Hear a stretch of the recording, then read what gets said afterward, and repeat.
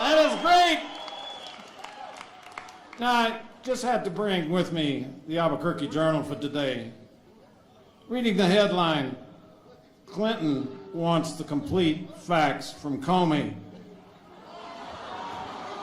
I thought that's what the investigation was. He wants the full facts from her. Holy mackerel.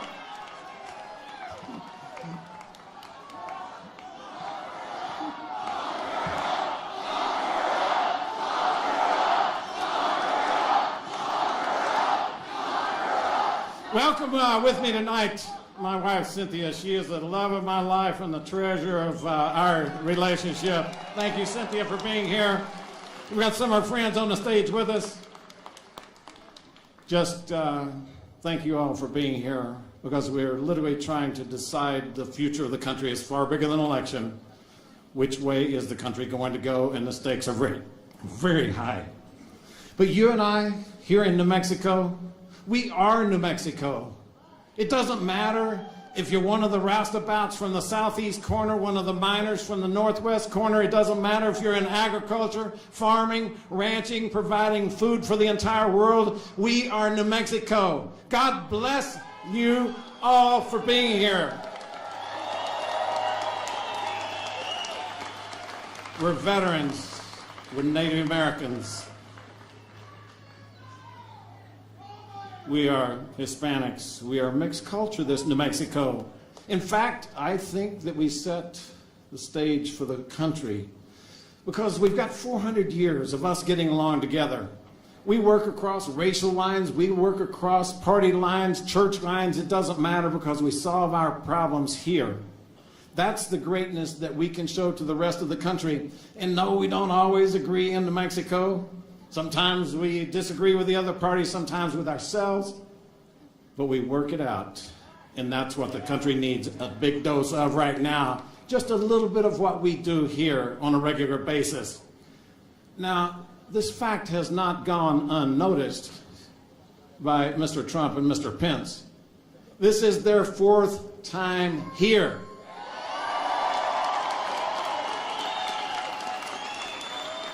Now, not that I'm keeping score, but if I were, the score would be 4-0. In the World Series, that's called a sweep. I think we're about to sweep New Mexico for Mr. Trump and Mr. Pearce.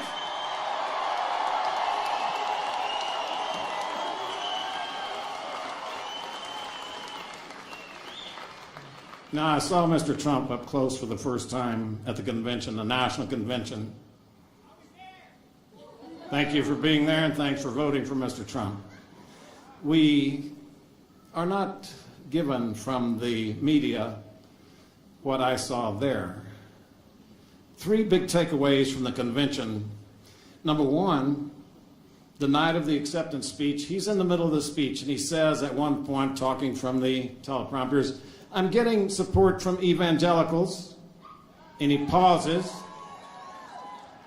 He pauses and he comes off the teleprompter and he now looks at us and he says the thing that I think captivates who he is. He says, I'm not sure I deserve it. Think about that a moment. 33 million people, and he confesses in front of all of them with humility that I might not deserve that, but I do appreciate it. I want a leader with humility.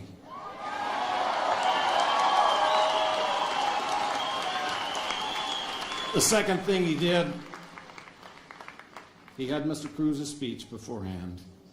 And his staff, as staff should do, said, we got to pull the plug. He's going to embarrass us. Please, Mr. Trump, don't allow him on TV. It was Mr. Trump that said, we did not request to see the speech in advance. We didn't ask to approve it. We will honor our commitment. That's the second thing I want, is someone who will honor their commitments even when it hurts them. And I saw that. Mr. Pearce drew the third comment. He says you can fake everything in politics, but you cannot fake your kids. Now, you all got to see the kids on national TV. We were sitting back here watching them on the front row. in a political convention, you're there with 10 or 12,000 other people all going to tell you how important they are. Even while the world's best speakers are up there, it's chatty, moving back and forth, just a constant murmur of noise from out there. And Mr. Pence's kids were listening to every word. Somebody wants a picture, they go over, take the picture, go back and sit down. That's what I expect in our leaders, someone who has the respect and raises kids with respect for the process and pays attention.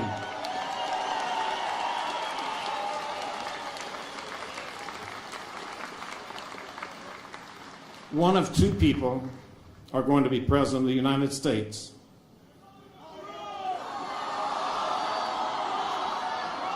So for me, the decision is very basic. I served in Vietnam, 71, 72, and 73.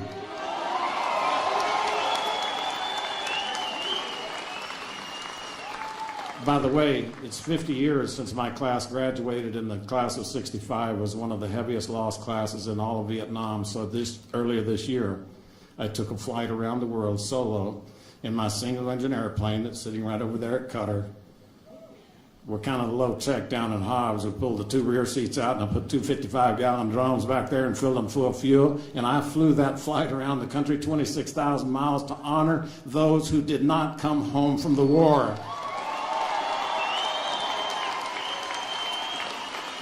And during one of our missions, we were flying over the demilitarized zone, which was right there between the North Vietnamese and the South Vietnamese.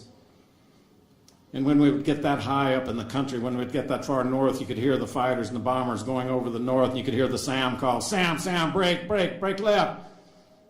This one afternoon, we were just pulling up on station. We're going to be there all night. We're going to be there even until the next morning. We heard an F-4 go down. Two people ejected out of it. One got into the water. One was on land. The helicopter picked the one up in the ocean very quickly. The one on land required permission from Hawaii before they could go in. I listened while that aviator was saying, "Please, please come get me. You're a quarter of a mile away." I listened while the helicopter was saying, "But we got rules, we got regulations. The rules of engagement won't allow us to come on shore." And he says, "Man, you're right there. Come on, I hear the enemy coming." They never got the approval that afternoon. The helicopter left with the airmen on the ground.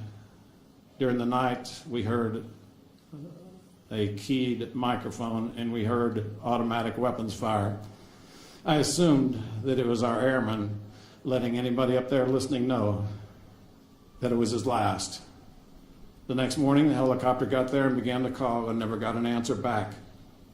I have burned with anger since 1972 over a government that puts its young people in harm's way and will not give them everything they need.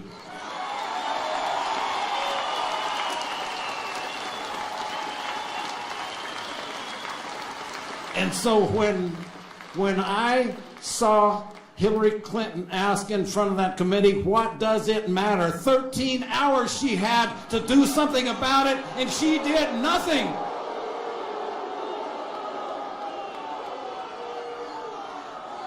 I have the answer.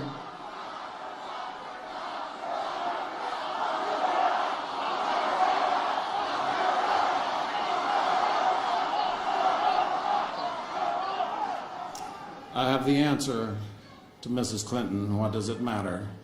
It matters, ma'am, because I do not think this country wants a commander-in-chief who does not know what difference does it make. I think we want somebody as a commander-in-chief who knows what difference it makes. I think that is Mr. Trump.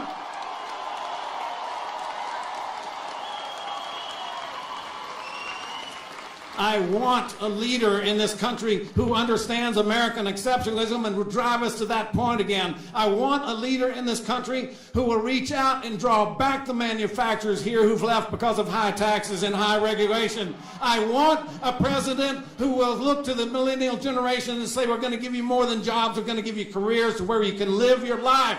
I want a president that has the values that you and I have about this country and love of this country. I want a president who will make this country great again.